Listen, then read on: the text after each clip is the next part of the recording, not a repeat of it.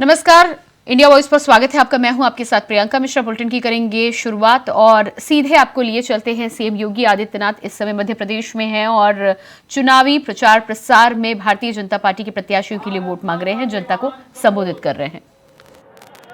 महान स्वतंत्रता संग्राम सेनानी भगवान बिरसा मुंडा को श्रद्धांजलि देने के लिए स्वयं वहां पहुंचे थे।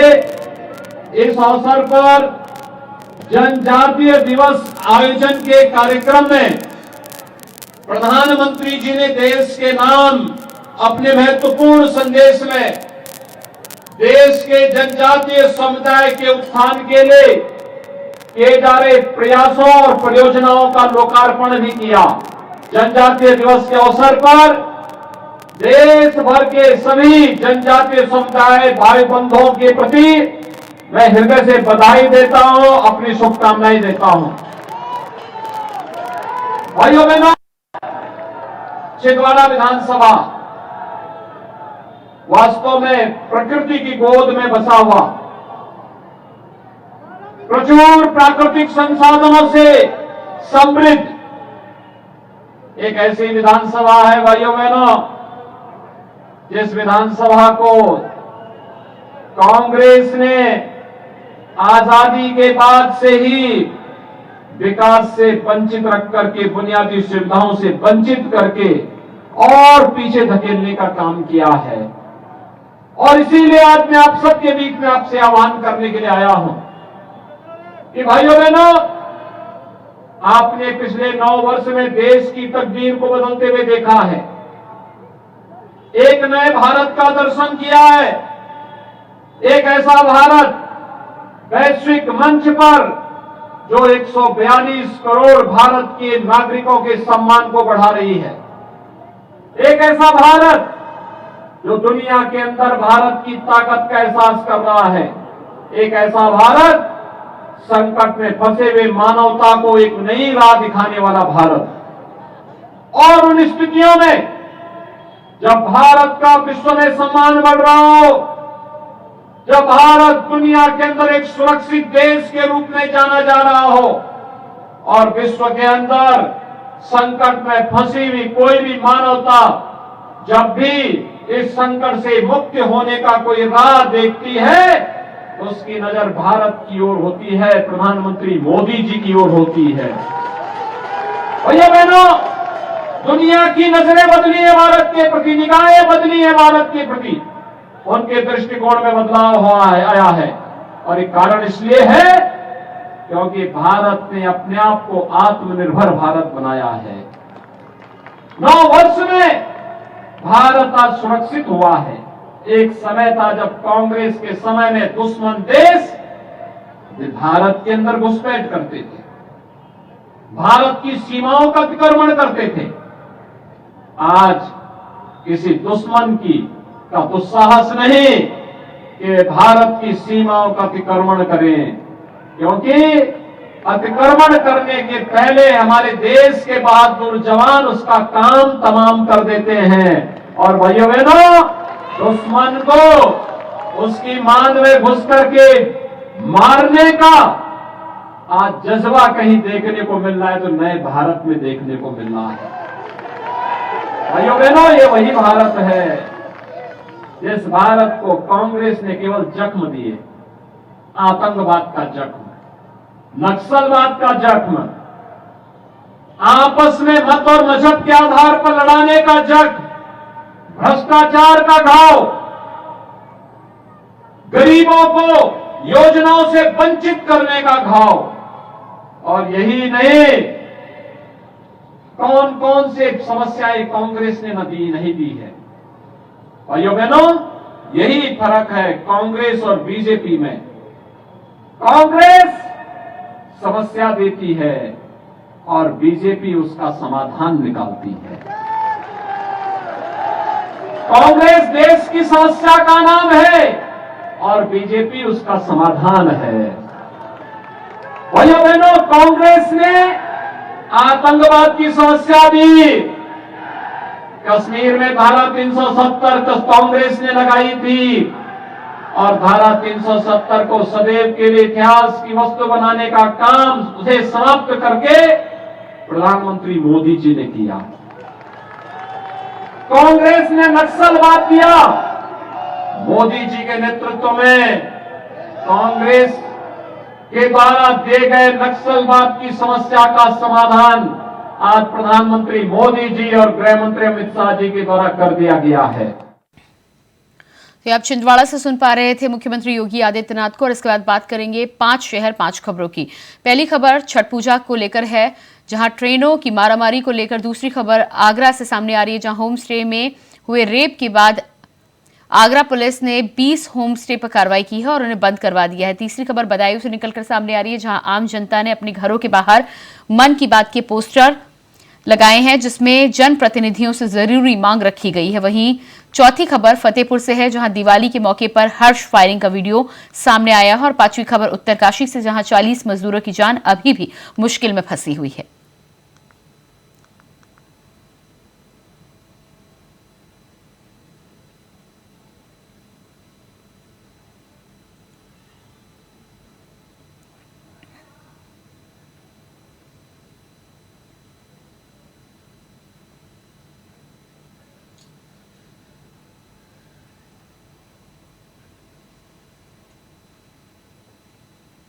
तो चलिए खबरों की शुरुआत करते हैं। त्योहार को लेकर प्रदेश में लोगों का घर जाने का सिलसिला करीब 15 दिन से चल रहा है, जिससे सभी गाड़ियों में यात्रियों की भारी भीड़ देखी जा रही है। यात्रियों को ट्रेन में चढ़ने और अपनी सीट तक पहुंचने में काफी दिक्कतों का सामना करना पड़ रहा है। यात्रियों को खड़े होकर सफर करना पड़ रहा है और लोग कोच के दरवाजे पर खड़े होकर सफर करने को मजबूर हैं। 2 दिनों से बाहर से आने वालों की भीड़ भी बढ़ गई है। इसको लेकर रेलवे स्टेशन पर यात्रियों की खचाखच भीड़ से प्लेटफॉर्म भरा हुआ है। आरपीएफ और स्टेशन प्रबंधन का कहना है कि करीब 2 सालों से दीपावली के बाद दोनों तरफ से यात्रियों की भारी भीड़ देखने को मिल रही है।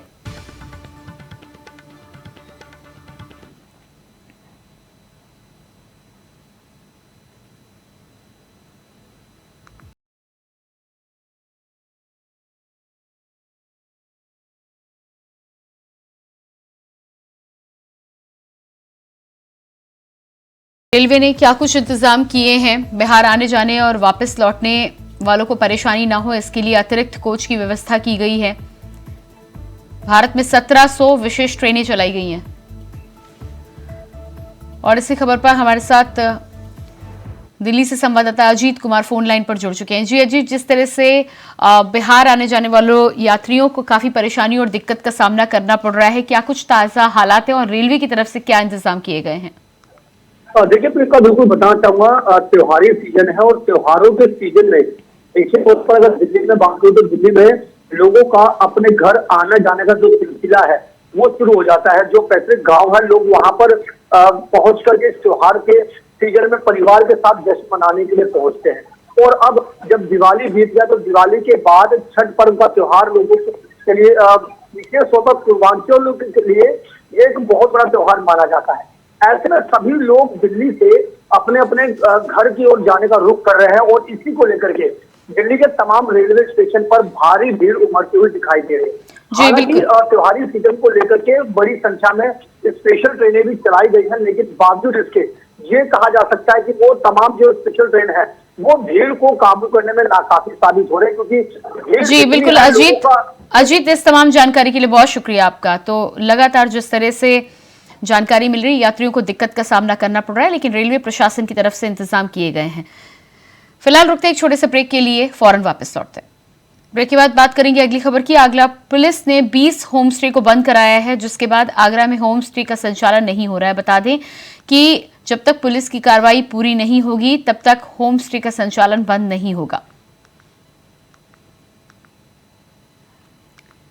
तो आगरा में हुए होम स्टे में रेप की घटना के बाद में पुलिस प्रशासन सतर्क हो चला है। अलग अलग जगहों पर चल रहे होम स्टे को लेकर कार्रवाई जारी है और ऐसे में जिन होम स्टे में नियमों को ताक पर रखा जा रहा है, पूरी तरह से जानकारी निकलकर सामने नहीं आ रही है, ऐसे होम स्टे पर पुलिस ने ताला लगवाया है। कई ऐसे होम स्टे बताए जा रहे हैं जहां पर पुलिस की कार्रवाई हुई है और संचालन होम स्टे का ठप करा दिया गया है। नियमों के खिलाफ जो तमाम होम स्टे चल रहे थे, रजिस्ट्रेशन और तमाम जानकारियां पुख्ता तौर पर नहीं मिल पाई हैं, उन तमाम होम स्टे को बंद कराया गया है। और इसी खबर पर हमारे साथ आगरा से आमिर कादरी संवाददाता लाइव जुड़ चुके हैं। जी आमिर, जिस तरह से होम स्टे को लेकर आगरा में अब कार्रवाई की जा रही है, होम स्टे की जो घटना सामने आई थी उसके बाद क्या कुछ ताजा हालात है, कितने होम स्टे को बंद कराया गया है? एक्टिव हो गई है और आगरा पुलिस ने अब तक 20 होम स्टे को खिलाफ कार्रवाई की है। 20 होम स्टे को बंद करा दिया गया है, साथ ही 20 होम स्टे के मालिकों को नोटिस जारी किए गए हैं। आगरा शहर में जितने भी अवैध होम स्टे चल रहे हैं उनके खिलाफ कार्रवाई की जा रही है। आगरा पुलिस द्वारा लगातार चेकिंग की जा रही है कि कौन सा होम स्टे अवैध है और कौन सा इलीगल है, उसको देखकर कार्रवाई की जा रही है। और लगातार इसमें करीब 20 होम स्टे को बंद कराकर उनके होर्डिंगों को और बोर्डों को हटवाया जा रहा है। आगरा पुलिस द्वारा लगातार इस मैटर में कार्रवाई की जा रही है। जी बिल्कुल आमिर, इस तमाम जानकारी के लिए बहुत शुक्रिया आपका। और इसके बाद बात करेंगे अगली खबर की। बदायूं के दातागंज नगर के मोहल्ला में किसी व्यक्ति ने आम जनता की मन की बात के पोस्टर लगाए हैं, जिस पर लिखा था कि आम लोगों की दुकान को प्रशासन ने तोड़ दिया है और कोई मुआवजा नहीं दिया गया। तो वहीं पोस्टरों का वीडियो सोशल मीडिया पर भी वायरल हो रहा है।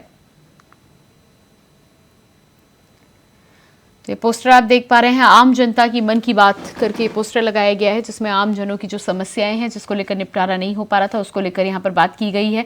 पुरानी दुकान और घरों को लेकर प्रशासन से यहाँ पर सवाल पूछे गए हैं। जनता के दरवाजे पर मन की बात करके या आम जनता की मन की बात करके इस तरह के पोस्टर अलग अलग जगह पर दीवारों पर चस्पाए गए हैं।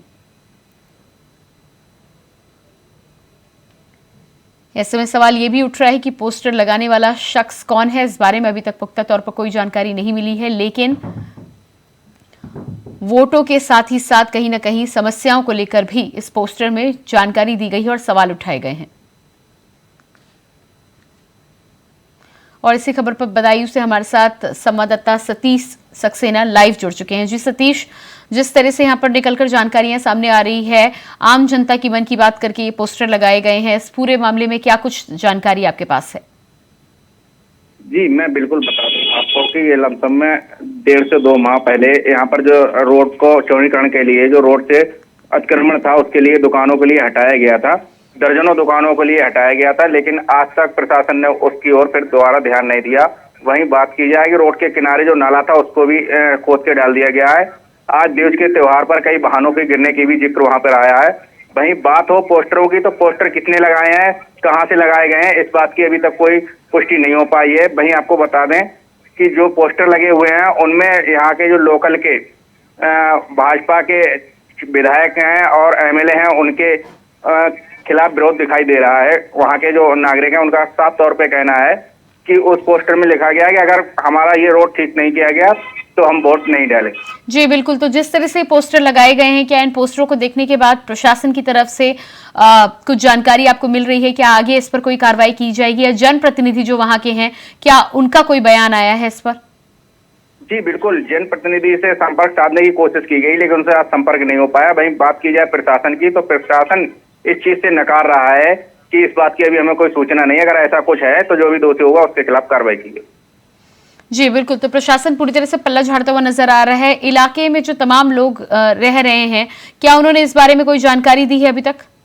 जी बिल्कुल, इस बारे में उनसे जानकारी जुटाने की कोशिश की गई तो उन लोगों का साफ कहना है कि पोस्टर कहां से लगाए गए हैं, इस बात की हम लोगों को अभी कोई जी बिल्कुल सतीश, इस तमाम जानकारी के लिए आपको बहुत बहुत शुक्रिया। और इसके बाद बात करते हैं अगली खबर की। फतेहपुर के थाना राधानगर के दीपावली के दिन हर्ष फायरिंग का मामला सामने आया, जहां पर हर्ष फायरिंग का वीडियो सोशल मीडिया पर भी वायरल हो रहा है। बता दें कि वीडियो के आधार पर पुलिस ने जांच पड़ताल की शुरुआत कर दी है। तो ये तस्वीरें आप देख पा रहे हैं, राधानगर की ये तस्वीरें बताई जा रही हैं। हर्ष फायरिंग का मामला सामने आया है।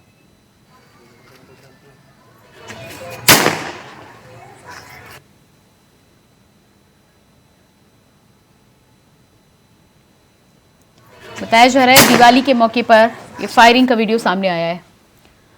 और इसी खबर पर फतेहपुर से संवाददाता पुतुल कुमार हमारे साथ लाइव जुड़ चुके हैं। जो पुतुल, जिस तरह से ये वीडियो सामने आ रहा है, हर्ष फायरिंग का वीडियो है, क्या कुछ जानकारी आपके पास है? किस समय का ये वीडियो है और क्या इस पर अभी तक कोई कार्रवाई हुई है? जी बताते चले मामला फतेहपुर के सरकार नाके का है, जहाँ पर दीपावली के दिन का बताया जा रहा है वीडियो, जहाँ पर ये सख्त हाथ फायरिंग करते हुए दिखाई दे रहा है। वीडियो के आधार पर पुलिस पूरे मामले की जांच पड़ताल में जुटी हुई है और पूरी कार्रवाई के लिए पुलिस कार्रवाई करने की बात कह रही है। आपको बता दें, वायरल वीडियो के आधार पर पुलिस पूरी कार्रवाई की बात कह रही है।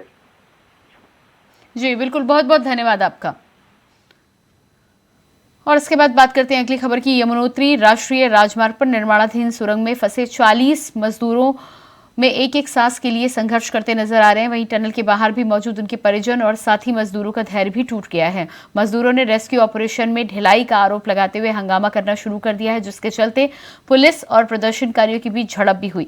वहीं हरक्यूलिस विमान से हाई पावर मशीन पहुंचाई गई है। सुरंग के भीतर जाने के लिए परिजनों और पुलिस के बीच धक्का मुक्की भी हुई।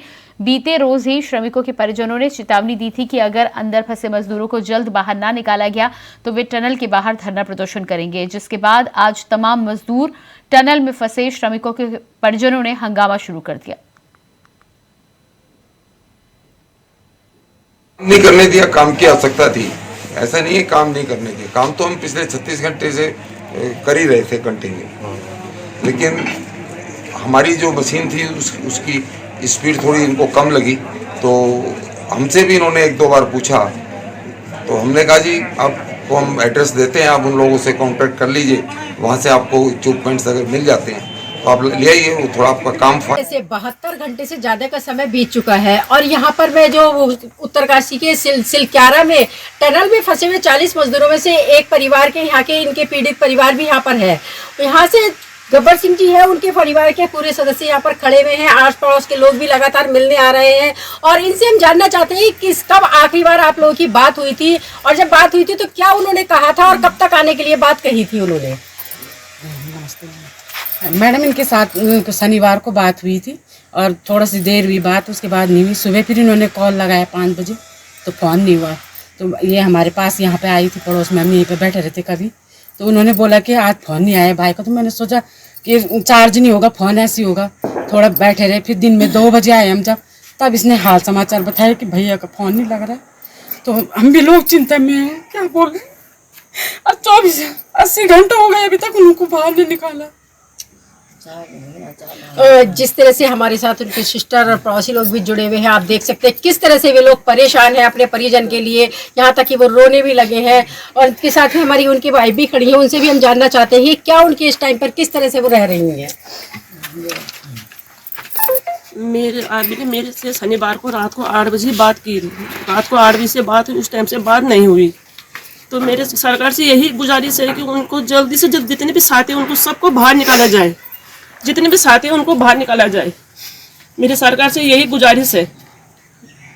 और मेरे घर में मेरे बच्चे हैं, मेरी सास है, वो हम सब परेशान हो रखे हैं। घर में उनकी सिस्टर भी आ रखी है, वो भी परेशान हो रखी है। बेटा गया हुआ, बेटे से क्या बात मेरा हुई? बेटा जा रखा हुआ, बेटे से बात हुई थोड़ा कि पापा ने बोला कि ठीक है, हम थोड़ा घर में मम्मी को बताने के हम सब ठीक हैं।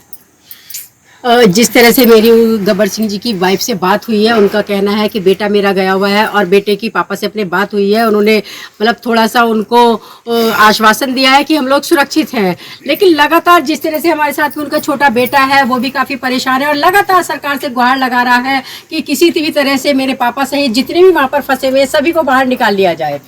मेरा सिर्फ सरकार से हाथ जोड़ के विनती है कि मेरे पापा और मेरे पापा के साथी सबको बाहर निकाला जाए। जिस मंत्री का बेटा फंसा होता तो उसे वह जल्द से जल्द बाहर निकाल देते।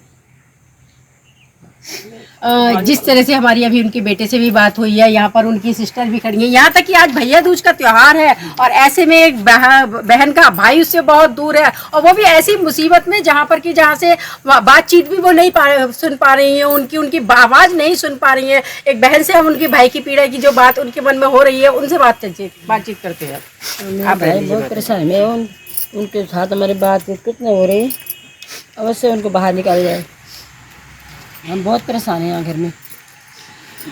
मैंने यहाँ पर लगभग सभी उनके परिजनों से, आसपास पड़ोस के जो लोग हैं उनसे भी बात की है। उनका सभी का यही कहना है कि जल्द से जल्द हमारे परिजन और जितने भी वहाँ पर टनल में फंसे हुए लोग सभी बाहर निकल के आ जाएं। यही हम सब सरकार से भी प्रार्थना कर रहे हैं कि जल्दी से जल्द, जितनी जल्दी हो सकती है, सरकार पूरी तरह से उनको सुरक्षा और उनकी जो निकालने का बाहर है उनको प्रक्रिया जारी रखे।